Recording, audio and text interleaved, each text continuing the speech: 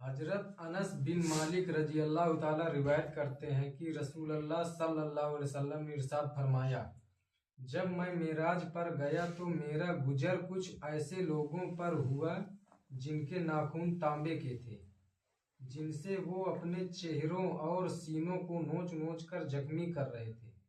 मैंने जिब्राइल अलैहिस्सलाम से पूछा कि ये कौन लोग हैं। जिब्राइल अलैहिस्सलाम ने बताया कि ये लोग इंसानों का गोश्त खाया करते थे, यानी उनकी गीबतें करते थे और उनकी आबरू रेजी किया करते थे।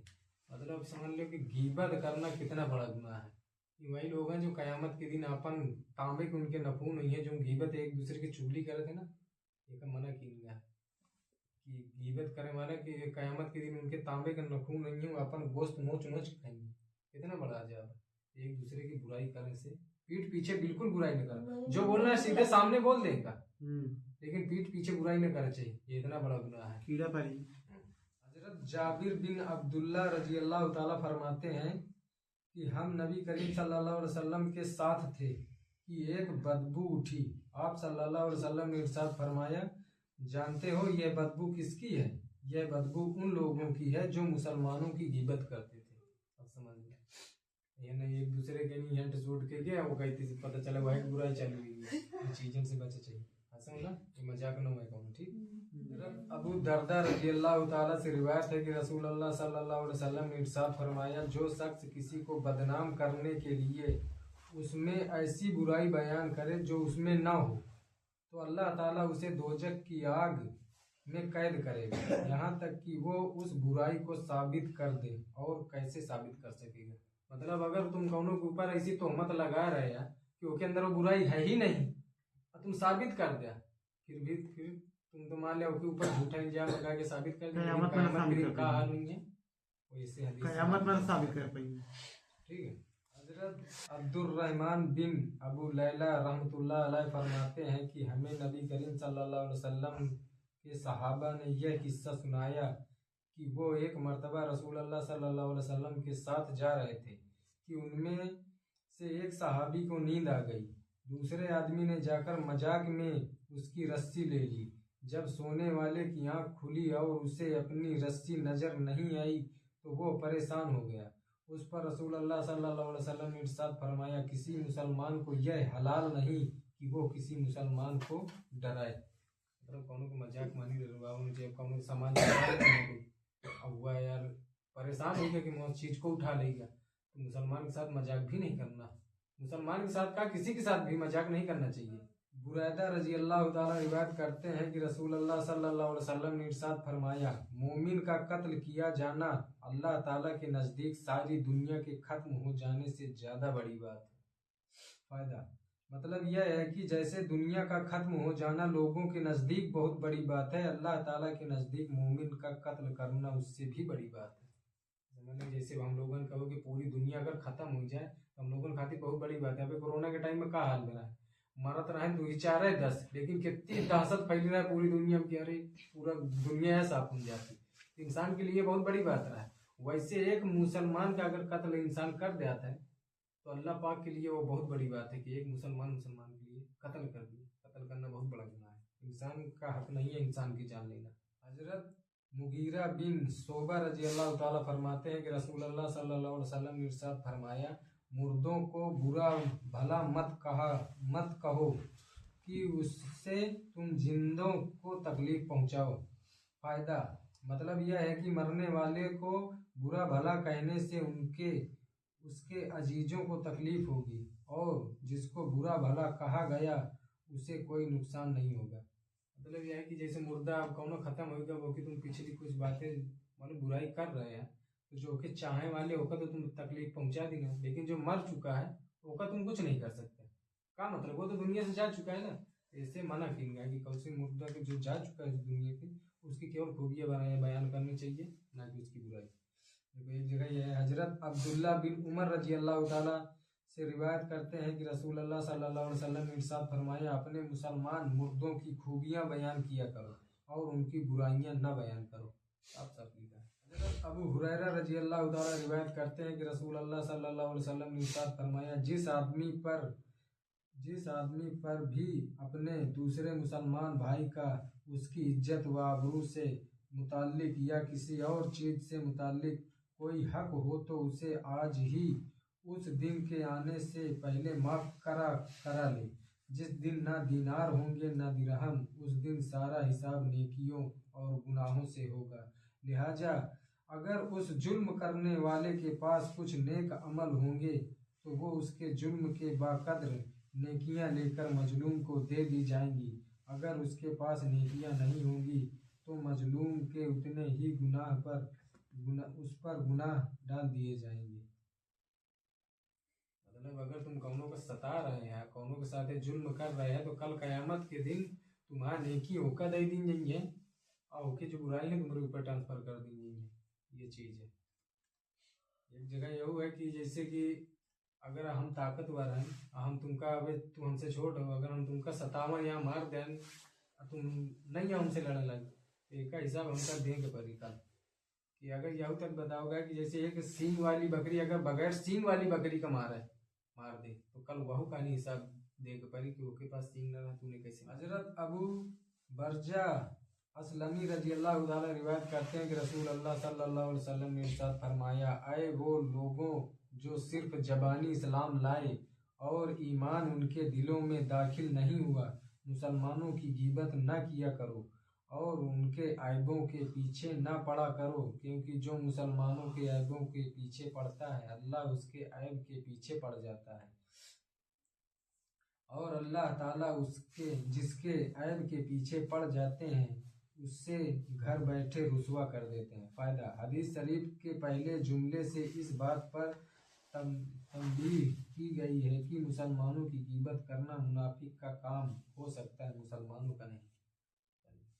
किसी की बुराई मत किया करो भाई, इससे तौबा कर लो अगर आज तक किसी से किया, क्योंकि यह गुनाह जैसा है गिबत का कि अल्लाह से तौबा करे में नहीं माफ़ होता। जब तक जेकी गिबत की नो पहले उससे माफ़ी मांगो, जब वह माफ़ कर दे तब अल्लाह माफ़ करेगा। बहुत बड़ा गुनाह। जो बोलना है सामने बोलो, ताकि सामने वाले से क्या बात है ना, अगर तुमका हमरे अंदर कौन मतलब तुमका अगर कोनो बुराई नजर आ रही है, तुम अगर डायरेक्ट हमरे मुंह में बोल देंगे तो वह चीज़ का हमका एहसास हुई। अगर हम गलत हैं तो हमका एहसास हुई कि नहीं यार सामने वाला सही कही रहा है। अगर हम गलत नहीं आए फिर भी तुम हम ऊपर गए तो हम तुमके सामने साबित कर सकें नहीं आया ये बात गलत है, हम ऐसे नहीं आएंगे, हम अपने सफाई देंगे, हमारे पास मौका है। ये चीज़ है। हजरत अबू सईद खुदरी और हजरत अबू हुरैरा रजी अल्लाह ताला से रिवायत है कि रसूल अल्लाह सल्लल्लाहु अलैहि वसल्लम ने इरशाद फरमाया, जुमा के दिन एक घड़ी ऐसी होती है कि मुसलमान बंदा इसमें अल्लाह ताला से जो मांगता है अल्लाह ताला उसको जरूर अता फरमा देते हैं। वो घड़ी असर के बाद होती है, मतलब असर की नमाज के बाद जुमा के दिन ऐसी घड़ी होती है कि असर और मगरिब के बीच में कुछ भी मांग ले, वह दुआ मांगे तो अल्लाह पाक जरूर कबूल करते हैं। हजरत अबू हुरैरा रजी अल्लाह ताला से रिवायत है कि रसूल अल्लाह सल्लल्लाहु अलैहि वसल्लम ने इरशाद फरमाया, सूरज के तुलू और गुरूब वाले दिनों में कोई भी दिन जुमा के दिन से अफजल नहीं, यानी जुमा का दिन तमाम दिनों से अफजल है। इंसान व जिन्नात के अलावा तमाम जानदार जुमा के दिन से घबराते हैं कि कहीं कयामत कायम न हो जाए। तो ये बात एकदम हकीकत है। मतलब जुमा के दिन चाहे वो चिड़िया हो या जानवर हो, सब खौफ मनाते कि कहीं कयामत ना आ जाए। नहीं डरा तो इंसान और जिन्नात ओके दिल में खौफ नहीं है कि कयामत ना आ जाए, क्योंकि जुमे के दिन कयामत कायम हुई, सबको डरा हुआ। हजरत यजीद बिन अबी मरियम रहमतुल्लाह अलैह फरमाते हैं कि मैं जुमा की नमाज के लिए पैदल जा रहा था कि हजरत अबाया बिन रिफा रहमतुल्लाह अलैह मुझे मिल गए और फरमाने लगे, तुम्हें खुशखबरी हो कि तुम्हारे ये कदम अल्लाह ताला के रास्ते में है। मैंने अबू अब्स रजी अल्लाह ताला को यह फरमाते हुए सुना कि रसूल अल्लाह सल्लल्लाहु अलैहि वसल्लम ने इरशाद फरमाया, जिसके कदम अल्लाह ताला के रास्ते में गुबार आलूद हुए तो वे कदम दोजख की आग पर हराम है। अबू हुरैरा रजी अल्लाह ताला फरमाते हैं कि रसूल अल्लाह सल्लल्लाहु अलैहि वसल्लम ने इरशाद फरमाया, जब जुमा का दिन होता है फरिश्ते मस्जिद के दरवाजे पर खड़े हो जाते हैं, पहले आने वाले का नाम पहले, उसके बाद आने वाले का नाम उसके बाद लिखते हैं। उसी तरह आने वालों के नाम उनके आने की तरतीब से लिखते हैं, मतलब जैसे जैसे पब्लिक आवत जाती वैसे उनका नाम चढ़त जाते हैं। जो जुमा की नमाज के लिए सवेरे सवेरे जाता है उसे ऊंट सदका करने का सवाब मिलता है। जो सबसे पहले जाते हैं सुबह, उनको ऊंट यानी कि ऊंट सदका करने का सवाब मिलता है। उसके बाद आने वाले को गाय सदका करने का सवाब मिलता है, मतलब गाय को हम लोग का दान में दे सदका करने का सवाब मिलता है। उसके बाद आने वाले को मेढ़ा, उसके बाद आने वाले को मुर्गी, उसके बाद आने वाले को अंडा सदका करने का सवाब मिलता है। जब इमाम खुतबा देने के लिए आता है तो फरिश्ते अपने वे रजिस्टर जिनमें आने वालों के नाम लिखे गए हैं लपेट देते हैं और खुतबा में मशगूल हो जाते हैं। खुतबा सुनने के टाइम कभी आवाज़ नहीं मारना चाहिए, एकदम साइलेंट। हाँ, खुतबा के टाइम एकदम शांत हो जाए, क्योंकि फरिश्ते तक अपना सब रजिस्टर बंद करके बैठ के खुतबा सुनने लगे।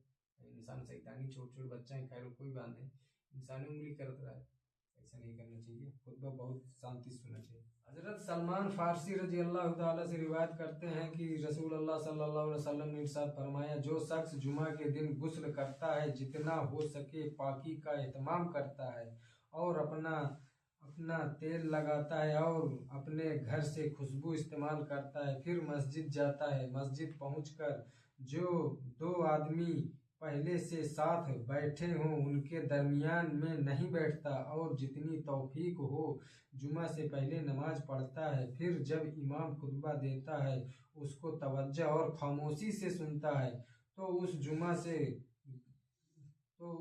से गुज़िश्ता जुमा तक के गुनाहों को माफ़ कर दिया जाता है। मतलब जो शांति से नहीं अच्छे से आके नमाज पढ़ाता है।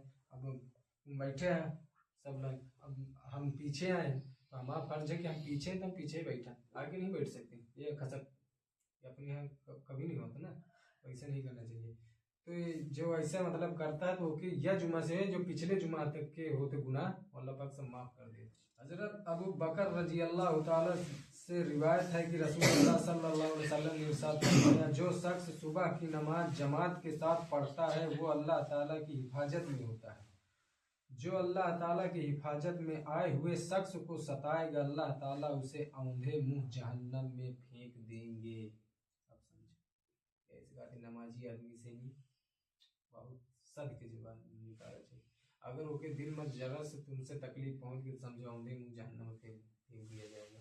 नमाजी आदमी से कभी गलत वर्ड नहीं बोलना चाहिए। हज़रत उस्मान बिन अफ़्फ़ान रज़ी अल्लाह ताला फरमाते हैं कि रसूलुल्लाह सल्लल्लाहु अलैहि वसल्लम को यह इरशाद फरमाते हुए मैंने सुना, जो शख्स ईसा की नमाज जमात के साथ पढ़े गोया उसने आधी रात इबादत की, और जो फज्र की नमाज जमात के साथ पढ़ ले गोया उसने पूरी रात इबादत की। अल्लाह ताला का इरशाद है, जो कुछ ये जालिम लोग कर रहे हैं उनसे अल्लाह ताला को फौरी पकड़ ना करने की वजह से ये खबर हरगिज ना समझो, क्योंकि उनको अल्लाह ताला ने सिर्फ उस दिन तक के लिए मोहलत दे रखी है जिस दिन हैबत से उनकी आंखें फटी की फटी रह जाएंगी और वे हिसाब की जगह की तरफ सर उठाए हुए दौड़े जा रहे होंगे और आंखों की ऐसी टकटकी बंधेगी कि आंख झपकेगी नहीं और उनके दिल बिल्कुल बदहवास होंगे। मतलब क़यामत के दिन का मंजर बहुत खतरनाक है। अल्लाह पाक हम सबको कहानी सुनने ज़्यादा अमल की तौफीक अता फरमाए। आमीन।